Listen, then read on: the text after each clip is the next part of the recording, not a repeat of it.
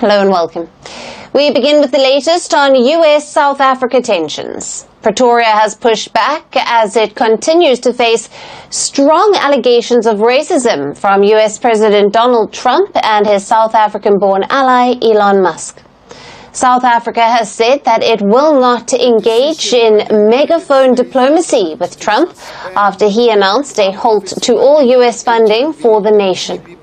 Megaphone is a type of diplomacy when leaders conduct negotiations through public statements or social media posts, rather than private, direct talks to resolve disputes. President Trump appears to be using this approach to highlight his concerns over South Africa's land reform policy. And we end the show with a story from South Africa. The country is reportedly bending the rules for Elon Musk's Starlink, but the move reopens one of the country's most sensitive topics, race and ownership. On Friday, South Africa's communication minister ordered a policy shift. Foreign satellite companies will no longer need to give up 30% of their ownership to black or other marginalised groups. That requirement had so far blocked Starlink from operating in South Africa. Until now, that rule was a non-negotiable. Under the new policy, companies like Starlink can meet empowerment requirements through alternative means. Instead of giving up 30% ownership, they can invest in what the government calls equity equivalence programs. South Africa's decision to halt the rollout of Starlink did not emerge from a sudden political impulse or an ideological rejection of foreign technology. It followed years of regulatory debate, policy evolution, and mounting concern over how Africa integrates global digital infrastructure without surrendering control over its economic and strategic future. While Starlink has been welcomed in several African states as a rapid solution to connectivity gaps, South Africa's case exposed a deeper conflict between speed, sovereignty, and long-term national interest. Starlink operates as a low-Earth orbit satellite constellation designed to provide high-speed internet access directly to user terminals, bypassing traditional terrestrial infrastructure. Its model is disruptive by design, especially in regions where fiber rollout is slow or prohibitively expensive. Across parts of rural Africa, Starlink has been embraced as transformative. However, South Africa's telecommunications environment is fundamentally different from many of its continental peers. It has an established regulatory system, domestic telecom operators, and a legal framework designed to ensure local participation in strategic industries. At the heart of the dispute lies South Africa's requirement that foreign telecommunications service providers comply with ownership and licensing regulations. The country's laws mandate local equity participation, historically designed to address structural inequalities inherited from apartheid and to prevent total foreign dominance in critical sectors. Starlink's global operating model does not accommodate local ownership structures, as it functions as a vertically integrated service controlled entirely from outside national borders. This clash was not unique to South Africa, but Pretoria was one of the first major economies to enforce the rules without compromise.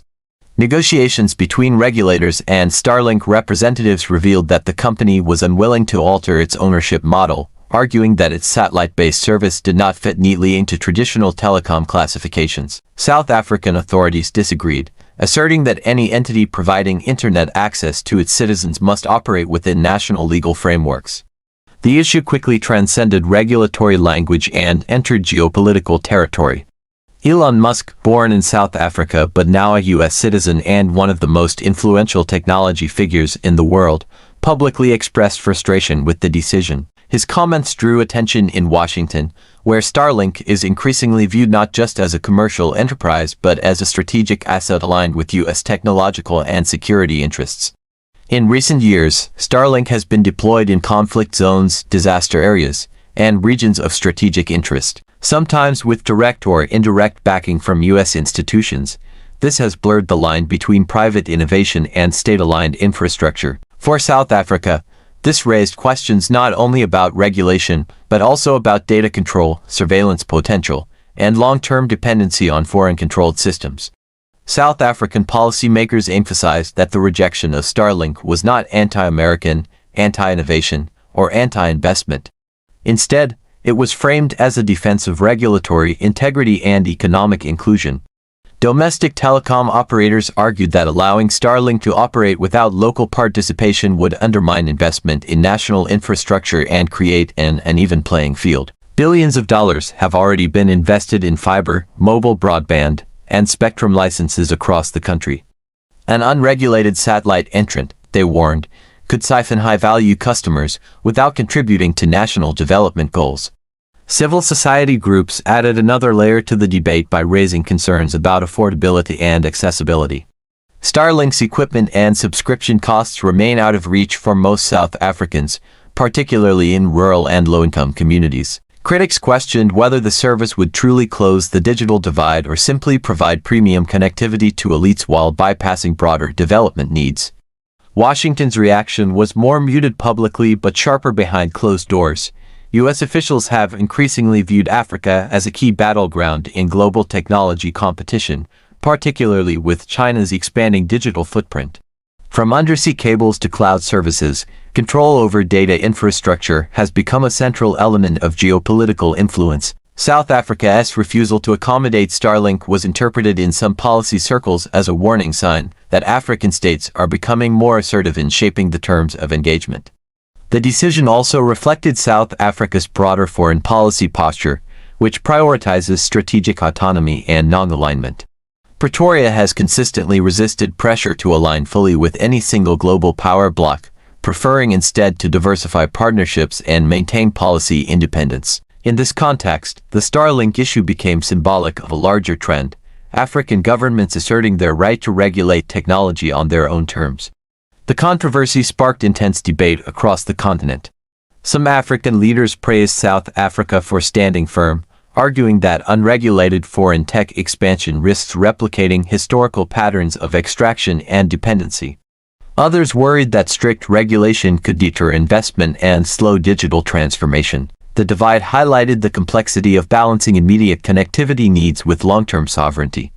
Elon Musk's personal connection to South Africa added emotional weight to the story, but did not alter its outcome.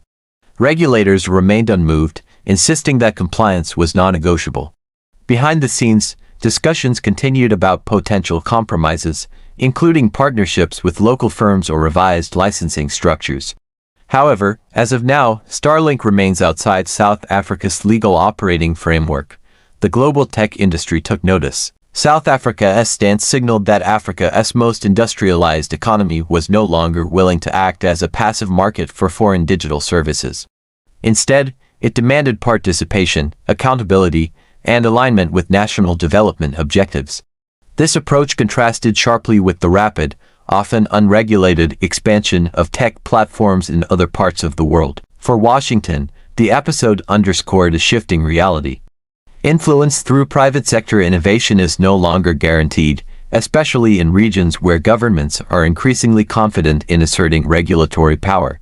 The assumption that cutting-edge technology would automatically override local laws proved incorrect. The long-term implications remain unfolding. South Africa continues to expand its broadband infrastructure through public-private partnerships and regional initiatives. The government has emphasized investment in skills development, local manufacturing, and homegrown innovation as pillars of its digital strategy. While satellite internet remains part of the conversation, it will be integrated on South Africa's terms, not imposed from abroad. The Starlink rejection also resonated beyond technology circles. It fed into broader debates about globalization, digital colonialism, and the future of economic sovereignty in the global south. As data becomes the new oil, control over the systems that generate, transmit, and store it is increasingly seen as a matter of national security. In the end, South Africa's decision was less about rejecting a company and more about redefining relationships. It marked a moment where an African state asserted that access to its market comes with obligations, not exemptions. Whether this approach becomes a model for other countries or remains an exception will shape the next phase of Africa's digital evolution. What is clear is that the era when global tech giants could enter African markets without negotiation is fading. Governments are asking harder questions, setting firmer conditions, and prioritizing long-term national interest over short-term convenience. South Africa's stand against Starlink may be remembered as one of the earliest and most visible signs of this shift. As the digital landscape continues to evolve, the balance between innovation and sovereignty will remain contested. But one message has already been sent, clearly and unmistakably. Africa is no longer just connecting to the world, it is deciding how that connection will work, and on whose terms.